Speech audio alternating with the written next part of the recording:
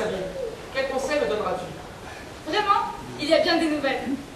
Mon oncle veut résolument que ma cousine épouse Villebrequin. Ah! Et les affaires sont tellement avancées que je crois que tu t'es marié dès aujourd'hui. Si vous n'étiez aimés.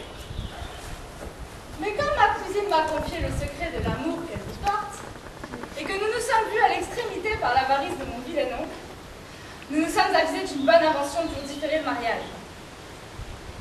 C'est que dès lors que je vous parle, ma cousine contrefait la malade. Et le bon vieillard, qui est assez crédule, m'envoie quérir un médecin. Si vous en pouviez envoyer quelqu'un qui fût de vos bons amis, et qui fût de notre intelligence, il conseillerait à la malade de prendre l'air à la campagne. Le bonhomme ne manquera pas de faire loger ma cousine à ce pavillon, qui est au bout de notre jardin. Et par ce moyen, vous pourrez l'entretenir à l'insu du vieillard, l'épouser, et le laisser pester tout son saoul avec une brequin. Mais le moyen de trouver sitôt un médecin à ma poste, et qui voulut tant hasarder pour mon service, je te le dis franchement, je n'en connais pas un. Je songe une chose.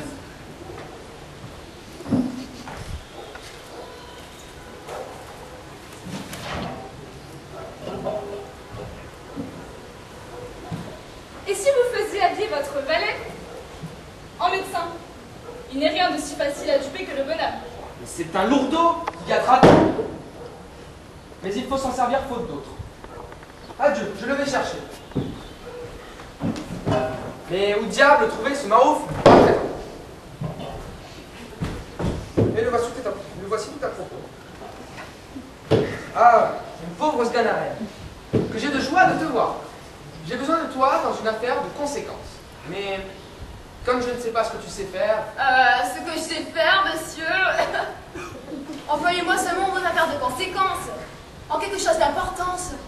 Par exemple, envoyez-moi voir quelle heure il est à l'horloge, voir combien le beurre vaut au marché, abreuver un cheval. C'est alors que vous connaîtrez ce que je sais faire. Ce n'est pas cela, c'est qu'il faut que tu contrefasses le médecin.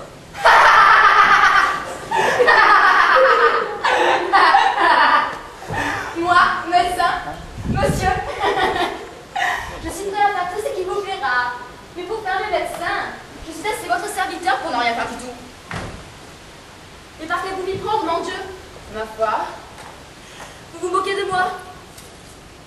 Si tu veux entreprendre cela, va, je te donnerai une pistole. On dit pistole? Je ne dis pas que je ne sois médecin. Car voyez-vous bien, monsieur, je n'ai pas l'esprit tant subtil pour vous dire la vérité. Mais quand je serai médecin, où irai-je? Chez le bonhomme Gorgibus, voir sa fille, qui est très malade. Mais tu es un lourdeau qui, au lieu de bien faire... Eh bien, mon Dieu, ne soyez point en peine. Je vous dis que je ferai aussi bien mourir une personne qu'aucun médecin qui soit dans la ville. On dit un proverbe ordinaire, après la mort, le médecin. Mais vous verrez que si je m'en mêle, on dira, après le médecin, garde la mort.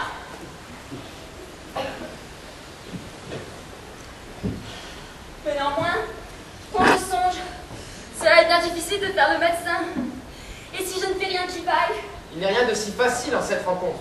Gorgibus est un homme sain, grossier, qui se laissera étourdir de ton discours, pourvu que tu parles d'Hippocrate et de Galien, et que tu sois un peu effronté. C'est-à-dire qu'il lui faudra parler philosophie, mathématiques. Mais laissez-moi faire. S'il est homme facile, comme vous dites, je vous réponds de tout. Venez seulement me faire avoir un habit de médecin et m'instruire de ce qu'il faut faire. Et me donner les licences, qui sont les petites pistoles promises. Ouais! Eh oh! Ah! Allez vite, moi chercher un médecin, car ma fille est bien malade et dépêchez-vous! Que diable aussi! Pourquoi vous leur donnez votre fille à un vieillard? Croyez-vous que ce ne soit pas un qu'elle d'avoir un jeune homme qui la travaille? Voyez-vous une connexité? Va-t'en vite! Je vois bien que cette maladie-là reculera bien les noces. Et c'est ce qui me fait enrager! Je croyais faire mon ventre une belle carrure et m'envolasserai! Je m'en vais chercher un médecin. Pour moi, aussi bien que pour votre fille. Je suis désespérée! Je vous trouve à propos, mon oncle, pour vous apprendre une bonne. Je vous amène le plus habile médecin du monde. Un homme qui vient des pays étrangers, qui connaît les plus beaux secrets, et qui, sans doute, guérira ma cousine. Oui, Vous l'a appliqué par bonheur, Et je vous l'amène. Il est si savant que je voudrais de bon cœur être malade afin qu'il me guérisse. Où est-il donc? Le voilà qui me suit. Tenez, le voilà.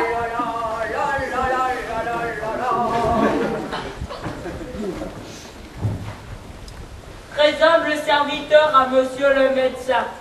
Je vous envoie quérir pour voir ma fille qui est malade.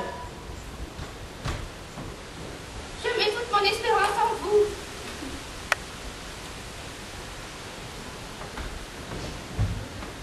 Hippocrate dit, et Galien par vive raison, persuade qu'une personne ne se porte pas bien quand elle est malade. Vous avez raison de mettre toute votre espérance en moi, car je suis le plus grand, le plus habile, le plus docte médecin qui soit dans la faculté végétale, sensitive et minérale. J'en suis fort ravie. Ne vous imaginez pas que je sois un médecin ordinaire, un médecin du commun. Les autres médecins ne sont à mon égard que des avortons de médecine. J'ai des talents particuliers, j'ai des secrets. Salam alek, salam alek. Rodrigue, as-tu du cœur? Signor? Si. Seigneur? Non. Bel omnia saecula saeculorum. Mais encore, voyons un peu. Hé, ce n'est pas lui qui est malade, c'est sa fille. Il n'importe.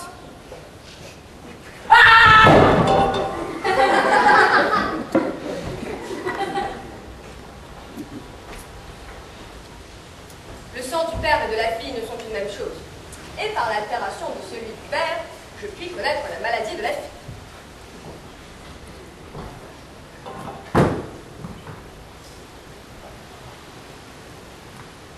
Monsieur Gorgius, y aurait-il moyen de voir de l'urine de l'égrotante?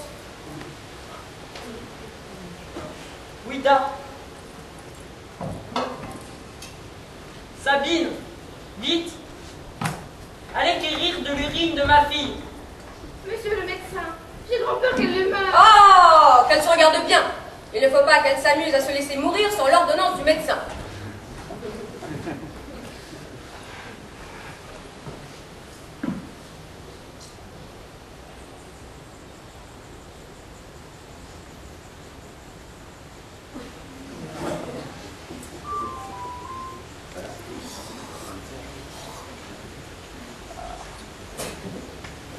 Voilà de l'urine qui marque grande chaleur, grande inflammation dans les intestins. Elle n'est pas tant mauvaise pourtant. Et quoi, monsieur? Vous l'avalez? Ne vous étonnez pas de cela. Les médecins d'ordinaire se contentent de la regarder. Mais moi, qui suis un médecin hors du commun, je l'avale. Parce qu'avec le goût, je discerne bien mieux la cause et les suites de la maladie. Mais à vous dire la vérité, il y en avait trop peu pour asseoir un bon jugement. Qu'on la fasse encore pisser. J'ai bien eu de la peine à la faire pisser. Que cela, voilà bien de quoi. Faites-la pisser copieusement. Copieusement. Si tous les malades pissent de la sorte, je veux être médecin toute ma vie. Voilà tout ce qu'on peut en avoir. Elle ne peut pas pisser davantage.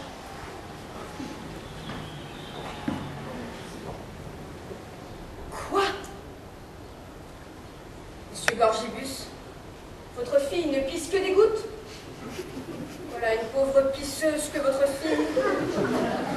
Je vois bien qu'il faudra que je lui ordonne une potion pissative.